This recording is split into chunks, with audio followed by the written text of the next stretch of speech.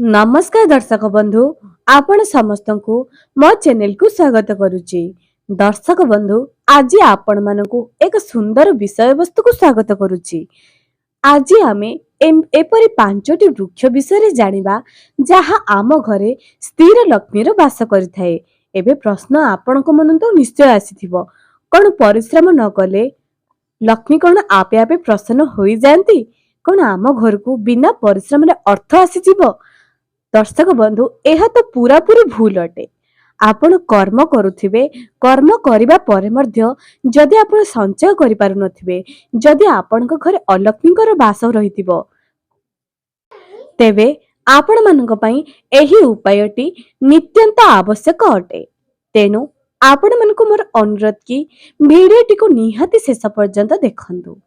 दर्शक बंधु आजिर भिडियो रे जो पांचटी वृक्ष कथा आपण मानकु कहिबी, आपण माने अत्यंत ध्यानर सहित शुणंतु एवं एही उपायटी आपण निश्चय आपणक घरे करंतु, जार फलाफल आपण किछि दिन रे जानि पारिबे। व्यक्तिगत जीवन रे मनीष यथारीति अनेक परिश्रम करिथाए, किंतु ता परे मध्य किछि फलप्रद हो न थाए। से जेतिकी भी रोजगार करे सेतिकी तार व्यय होई जाए। तेणु आपण मानक पाई एपरी पांचटी वृक्ष आनिची, जेउ वृक्षटी आपण आपणक घरे लगाइले आपणकर भाग्य निश्चय बदलिबो। काहेकि ना एही वृक्ष घरे रहिले स्थिर लक्ष्मीकर वास रहिथाए। कुबेरंकर आशीर्वाद सहित घर अलक्ष्मी मध्य नाश होई जांती। तेणु एही भिडियोटी को जमा मध्य स्किप न करी निहाती देखंतु। ता आगुरु मो दर्शक मानकु गोटे छोटिया अनुरोध, जो मैंने मो चैनल नुआ आसुचंती सब्सक्राइब करंतु, पाखर थिबा बेल आइकन को क्लिक करी वीडियो को निहाती गोटे लाइक करंतु। कमेंट सेक्शन रे जय लक्ष्मी नारायण निश्चय लेखंतु। प्रथम वृक्षटी हेउछि लकी बंब, जहाको आमे बाउंस गछ बोली कहिबा।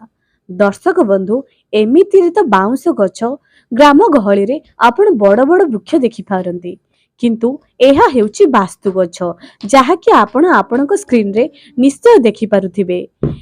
एही वृक्षटी दुईटी गछ आपण आपणक घर को जेकोसी बार रे नै आसंतु। निज घरर ड्राइंग रूम हो किंबा किचन हो, एही दुईटी रूम रे पूर्व दिगरे निश्चय लगांतु। एही वृक्षटी आपणकर सोईथिबा भाग्य को निश्चय जगै दबो। दर्शक बंधु आपण जो कर्म करूछंती एवं आपण बहुत चेष्टा पर मध्य व्यवसाय हो, चाकरी हो किंबा जेकोसी क्षेत्र रे हो, जदि आपण उन्नति करि पारु नाहंती, आपण को घरे मध्य जदि उन्नति हेउनी कहार, तेबे एही वृक्षटी तो आपण को लगाइबा निहाती दरकार अटे। तेणु आज ही एही वृक्षटी को निज घर को नहीं आसंतु एवं निज घरे निश्चय लगांतु। द्वितीय वृक्षटी हेउछि अँला वृक्ष। एबे आपणक मनरे एही प्रश्न आसुथिबो जे अँला वृक्षटी घरे लगाइले एहा शुभ अटे, एहा केते दूर सत्य? दर्शक बंधु मां लक्ष्मी कहिछंती, जदि कोनोसी भी घरे अलक्ष्मी वास करंती, जदि सेही घरे मां लक्ष्मी को प्रवेश करिबा पई निषेध रहि जाईछि, तेबे निश्चय गोटी अँला गछटी लगांतु। सेही अँला गछ लगाइबा द्वारा अलक्ष्मी निश्चय दूर होई जिवे। जेउ घरे अँला गछ थाए, अलक्ष्मी तार दुआर मध्य चकुड़ी पारंती नाही। तेणु निज घरे अँला गछटी निश्चय लगांतु एवं प्रति गुरुवार दिन तंबा ढाଳରେ स्वच्छ जलरे किछि हळदी मिसाई लक्ष्मी नारायण को स्मरण करी धळा फूल सहित धळा फूल एवं किछि अक्षत घियर दीपटिए देई सेही अँला वृक्ष को लक्ष्मी नारायण को नाम रे पूजा करंतु। कारण अँला गछ ही हेउछि लक्ष्मी नारायण कर स्वरूप बोली आम सनातन धर्म रे मान्यता दिया जाइछि। एबे आमे तृतीय वृक्ष हेउछि बेल वृक्ष। दर्शक बंधु आपण मानकु ए कथा गोटे आश्चर्य लागुथुबो जे जेउ गछ माटी रे लगा जाए, जहार डाल एते बड़ होई थाए, ताकू आमे छोटिया जागा रे किपरि लगाइबो एवं एही वृक्षटी आम घरे लगाइले किपरि आमर उन्नति हेबो। ଆପଣ ଏହି ଉପାୟଟିର ଫାଇଦା ସେତେବେଳେ ଉଠାଇ ପାରିବେ ଯେତେବେଳେ ଆପଣ ଏହି କଥାଟି ନିଶ୍ଚୟ ଆପଣଙ୍କ ଘରେ ଲଗାଇ କରିବେ। ଯଦି ଆପଣଙ୍କ ଘରେ ମା ଲକ୍ଷ୍ମୀଙ୍କର ଆଗମନ ହେଉନାହିଁ, ଅନେକ ଆର୍ଥିକ ସମସ୍ୟାର ସମ୍ମୁଖୀନ ହେଉଛନ୍ତି, ନିଜ ଘରେ ବେଲବୃକ୍ଷଟି ଲଗାନ୍ତୁ। କାରଣ ବେଲବୃକ୍ଷ ମୂଳରେ 33 କୋଟି ଦେବୀ ଦେବତାଙ୍କର ବାସ ରହିଥାଏ। ବେଲବୃକ୍ଷର ସେହି 3ଟି ପତ୍ରରେ ବ୍ରହ୍ମା ବିଷ୍ଣୁ ମହେଶ୍ୱରଙ୍କର ବାସ ରହିଥାଏ। ତେଣୁ ବେଲବୃକ୍ଷରେ ସୋମବାର ଦିନ ଘିଅର ଦୀପରେ ଯଦି କିଛି ଚିନି ଏବଂ କିଛି ମହୁ ପକାଇ ଲକ୍ଷ୍ମୀ ନାରାୟଣଙ୍କୁ ସ୍ମରଣ କରି ସେହି ବେଲବୃକ୍ଷରେ ସୋମବାର ଦିନ ସନ୍ଧ୍ୟାରେ ଦିଆଯାଏ, ସେହି ଘରେ ଧୀରେ ଧୀରେ ଅର୍ଥଜନିତ ସମସ୍ୟା ଦୂର ହୋଇ ସ୍ଥିର ଲକ୍ଷ୍ମୀର ବାସ ରହିଥାଏ। ଦେବଦେବ ମହାଦେବ ମା ଲକ୍ଷ୍ମୀଙ୍କୁ ଆଶୀର୍ବାଦ ଦେଇଥିଲେ ଯେ ପ୍ରତ୍ୟେକ ଦିନ ସନ୍ଧ୍ୟାରେ ଏହି ବେଲବୃକ୍ଷ ମୂଳରେ ତୁମେ ବାସ କରିବ ଏବଂ ଓମ୍ ନମ ନାରାୟଣାୟ ନମଃ ବୋଲି ସେହି ବୃକ୍ଷ ମୂଳରେ ରହି ତୁମେ ନାରାୟଣଙ୍କୁ ଜପ କରିବ। ଏହି ଆଶୀର୍ବାଦ ଭଗବାନ ମହାଦେବ ମା ଲକ୍ଷ୍ମୀଙ୍କୁ ଦେଇଥିଲେ। ତେଣୁ ଯେ କୌଣସି ବି ଗୃହିଣୀ ହଉ କିମ୍ବା ଗୃହସ୍ଥ ହୁଅନ୍ତୁ, ଯଦି ବେଲବୃକ୍ଷକୁ ନିଷ୍ଠାର ସହିତ ପୂଜା କରନ୍ତି, ବିଶ୍ୱାସର ସହିତ ପୂଜା କରନ୍ତି, ଅଳ୍ପ ଦିନରେ ତାଙ୍କର ଭାଗ୍ୟ ନିଶ୍ଚୟ ଉଦୟ ହେବ। ଏବେ ଆମେ ଜାଣିବା ତୃତୀୟ ବୃକ୍ଷଟି। ତୃତୀୟ ବୃକ୍ଷଟି ହେଉଛି ମନି ପ୍ଲାଣ୍ଟ, ଯାହାକି ଘରେ ଘରେ ପରିଚିତ। ଦର୍ଶକ ବନ୍ଧୁ, ଏହି ଗଛଟିକୁ କୁହାଯାଏ ଯେ ଟଙ୍କାକୁ ଆକର୍ଷିତ କରୁଥିବା ଗଛ। ଯଦି ଏହି ଗଛଟି ଆପଣ ଆପଣଙ୍କ ଘରେ ଲଗାନ୍ତି, ଆପଣଙ୍କ ଘରକୁ ଟଙ୍କା ଚୁମ୍ବକ ପରି ଆକର୍ଷିତ ହୋଇଥାଏ। ଆପଣ ତ ନିଶ୍ଚୟ ଏହାକୁ ଘରେ ଘରେ ଦେଖିଥିବେ। ଏହାକୁ କେହି ଡିଜାଇନରେ ଲଗାନ୍ତି ତ କେହି ଅର୍ଥ ପାଇଁ ନିଜ ବାଡ଼ି ବଗିଚାରେ ଲଗାଇଥାନ୍ତି।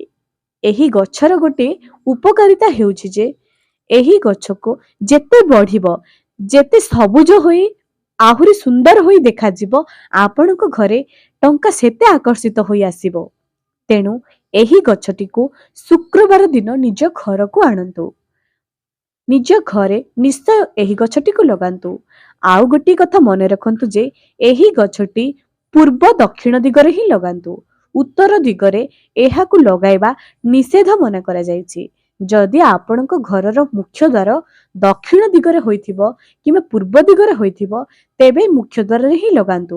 ଯଦି ଉତ୍ତର ଦିଗରେ ଆପଣଙ୍କର ମୁଖ୍ୟ ଦ୍ୱାର ହୋଇଥିବ କିମ୍ବା ପଶ୍ଚିମ ଦିଗରେ ହୋଇଥିବ, ଏହି ବୃକ୍ଷଟିକୁ ଭୁଲରେ ମଧ୍ୟ ଲଗାନ୍ତୁ ନାହିଁ। ମନି ପ୍ଲାଣ୍ଟ ଗଛଟି କେବଳ ଦକ୍ଷିଣ କିମ୍ବା ପୂର୍ବ, ଦକ୍ଷିଣ ପୂର୍ବ ଏହି ଦୁଇଟି ଦିଗରେ ହିଁ ଲଗାଇ ପାରିବେ। ଏହି ଗଛର ପତ୍ର ଫାଟିଯାଏ କିମ୍ବା ହଳଦିଆ ପଡ଼ିଗଲେ ଏହାକୁ ତୁରନ୍ତ ବାହାର କରିଦିଅନ୍ତୁ। ଏବଂ ମନେ ରଖନ୍ତୁ ଯେ ଏହି ଗଛଟିକୁ ଭୁଲରେ ମଧ୍ୟ କାହାରିକୁ ଦିଅନ୍ତୁ ନାହିଁ। ଦାନରେ ଅଁଳା ଗଛ ଏବଂ ମନି ପ୍ଲାଣ୍ଟ ଗଛକୁ ଦିଆଯାଏ ନାହିଁ। ଯଦି ଏହି ଦୁଇଟି ଗଛ ଆପଣ କାହାକୁ ଦାନରେ ଦେଇ ଦେଉଛନ୍ତି, ତେବେ ଆପଣଙ୍କର ଧନଜନିତ ସମସ୍ୟା ବହୁତ ବଢ଼ିଥାଏ ଏବଂ ଆପଣ ନାନାଦି ଆର୍ଥିକ ସଙ୍କଟର ସମ୍ମୁଖୀନ ହୋଇଥାନ୍ତି। ଏବେ ଜାଣିବା ପଞ୍ଚମ ଗଛ, କୁବେର ଗଛ। ଦର୍ଶକ ବନ୍ଧୁ, ଆପଣମାନଙ୍କ ସ୍କ୍ରିନରେ ଗୋଟିଏ ବୃକ୍ଷ ଅଛି, ଯାହାକୁ ଆମେ କୁବେର ଗଛ ବୋଲି କୁହାଯାଉଛୁ। ଏହି କୁବେର ଗଛଟି ଯଦି ଆପଣଙ୍କ ଘରେ ଆପଣ ଲଗାନ୍ତି, ତେବେ କୁବେରଙ୍କ ପରି ସ୍ଥାୟୀ ଧନ ଆପଣଙ୍କ ପାଖରେ ରହିବ। ଯେପରି ଧନର ଦେବୀ ହେଉଛନ୍ତି ମା ଲକ୍ଷ୍ମୀ, ସେପରି ଧନର ଦେବତା ହେଉଛନ୍ତି କୁବେର ଦେବତା। ସମୁଦ୍ର ମନ୍ଥନରୁ କୁବେର ଦେବତା ମା ଲକ୍ଷ୍ମୀଙ୍କ ସହିତ ବାହାରିଥିଲେ ଏବଂ କୁବେର ହେଉଛନ୍ତି ମା ଲକ୍ଷ୍ମୀଙ୍କର ଭାଇ ବୋଲି ଶାସ୍ତ୍ରୀୟ ପ୍ରମାଣ ରହିଛି। ଦର୍ଶକ ବନ୍ଧୁ, ଯଦି ଆପଣ ନିଜ ଘରେ ସ୍ଥିର ଧନ ଆଗମନର ଚାହୁଁଛନ୍ତି, ତେବେ ଏହି ବୃକ୍ଷଟିକୁ ଆପଣ ନିଜ ଘରର ପୂର୍ବ ଦିଗରେ ନିଶ୍ଚୟ ଲଗାନ୍ତୁ। ଏହି ଗଛଟି ଦେଖିବାକୁ ବହୁତ ସୁନ୍ଦର ଅଟେ। ଏହି ଗଛଟିକୁ କେବେ ମଧ୍ୟ କାହାରିକୁ ଦିଅନ୍ତୁ ନାହିଁ।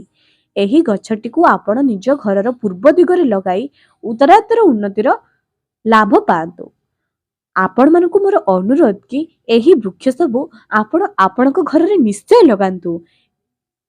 ଏହି ଗଛ ଲଗାଇବା ଦ୍ୱାରା ଆପଣ କୌଣସି ମଧ୍ୟ ସମସ୍ୟାର ସମ୍ମୁଖୀନ ହୋଇପାରିବେ ନାହିଁ ଏବଂ କୌଣସି ଅର୍ଥ ମଧ୍ୟ ଆପଣଙ୍କର ସରିବ ନାହିଁ।